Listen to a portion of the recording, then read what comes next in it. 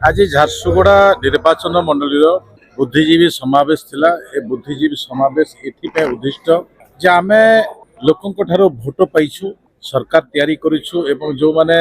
निर्वाचित होइछंती से माने तांकर 2 वर्ष भितर कोन करिछंती, 12 वर्ष भितर सरकार कोन करिछंती आ आचिर सब आम दल तरफ विकास धारा ओडिशा सारा ए व्यवस्था को नै आज लोकंक पाखरे आम कार्य दक्षता कार्य प्रणाली एवं आगक कौन करने आम चाहूँ एवं आम दलर लक्ष्य कौन अच्छी एवं आमर डबल इंजिन सरकार लक्ष्य ये प्रत्येक विषय आम लोकों पाखक विगत दिन में जो मैंने सरकार थे से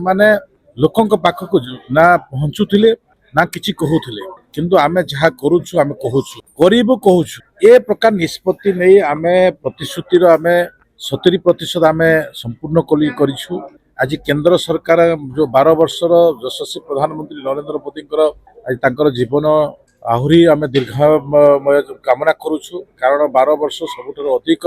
समय भारत वर्ष शासन कर प्रधानमंत्री एवं ओडिशार मुख्यमंत्री मोहन माझी जी अच्छा से जो नेतृत्व नहीं काम करुँच 2 वर्ष आम ताहा उपलब्ध कर ओडिशा को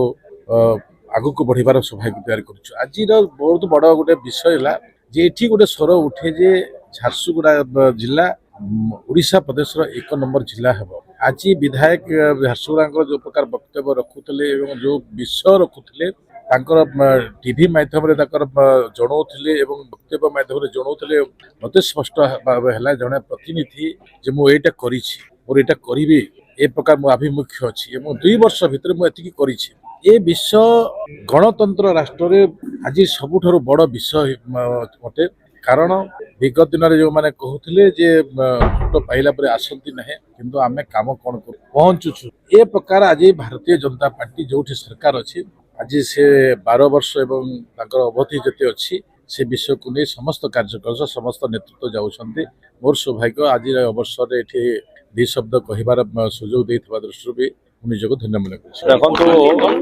कर यशस्वी प्रधानमंत्री नरेंद्र मोदी नेतृत्व केंद्र सरकार एवं ओडिशार भारतीय जनता पार्टी सरकार जहाँ मोहन चरण माझी नेतृत्व अच्छी आमे लोकों पाखक जाई विभिन्न स्तर रे गत 2 वर्ष ओडिशा रे एवं गत 12 वर्ष भारत सरकार जहाँ जहाँ कार्यक्रम करिसंती लोक जनहित पाई से सबू को जनता जनार्दन पाखरे हिसाब देवार काम प्रयास करिछु। आज से क्रम रे समाज रे प्रभाव रखुवा एवं समाज पाई निरंतर चिंता करुवा जनमानस बुद्धिजीवी मानकु नहीं एक सम्मेलन आयोजन करा जायतिला एवं सेथिरे आमे प्रयास करथिलु गत 2 वर्ष भितर झारसुगुड़ा निर्वाचन मंडली रे ओडिशा प्रदेश रे ओडिशा सरकार द्वारा एवं भारत सरकार द्वारा कौन कौन कार्यक्रम करा जायछि ताकू लोकंक पाखरे रखिया पई प्रयास करथिलु। आशा करूछु लोकंकर आशीर्वाद भरोसा ए भली आम ऊपर रही।